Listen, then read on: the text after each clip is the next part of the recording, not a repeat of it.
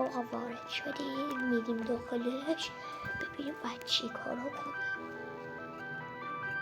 من رفتم یه بار، میدونم باید چیکار کنم. وارد پورتال فقط تا شدم همین چکش به من میده و یه چیزی.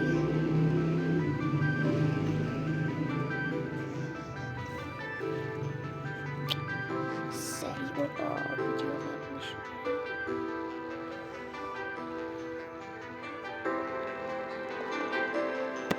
آقا اینم از جام باید بیایم بیرون. برای که باید بیایم بیرون بیایم اینجا اینجوری وارد بیرون شدیم. چی میریم پشت دور جنج داره ولی من نرفتم اونجا.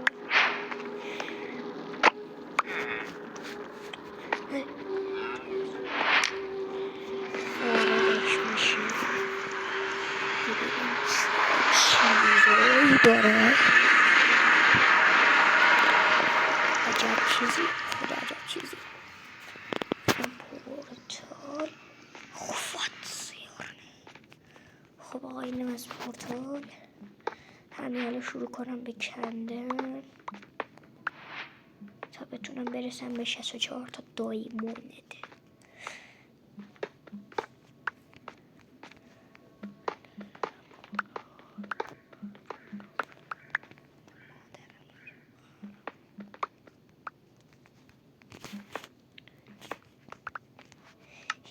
تا گرفتم، میتونم 99 تا بگیرم ولی باید حتما 64 تا رو همینجا بگیرم.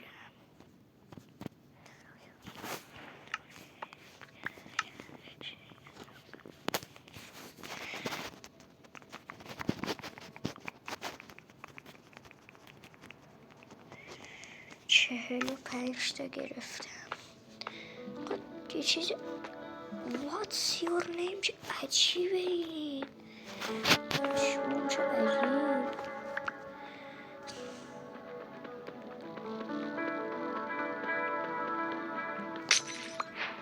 او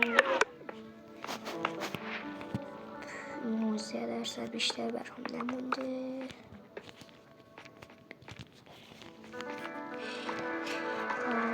بریم آقا 60. یه دونه دیگه 64 تا گرفتیم. لایک و ساب کن. فقط آقا وایس از پورتال برم بیرون.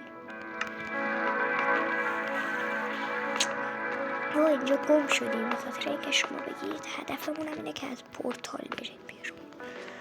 اینم یه هدف خوبی هم داشتم، فقط خاطر اینکه ویدیو ادامه بده.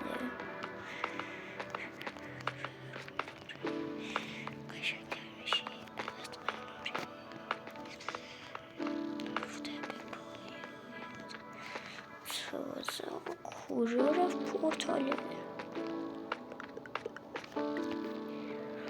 اگر بتونم پورتال پیدا کنم باید فالو کنی. مجبورت نمی کنم اگر میخوای. فقط کجا رفت؟ پشمو پورتال گم کردم. شانستون بود و پورتال تونستم گم کنم و ویدیو رو ادامه دادم. فقط به خاطر شما این چالش هم گذاشتم.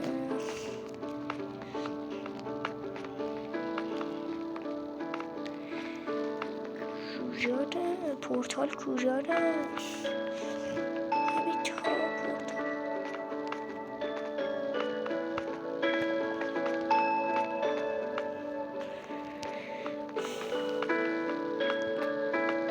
کجاست؟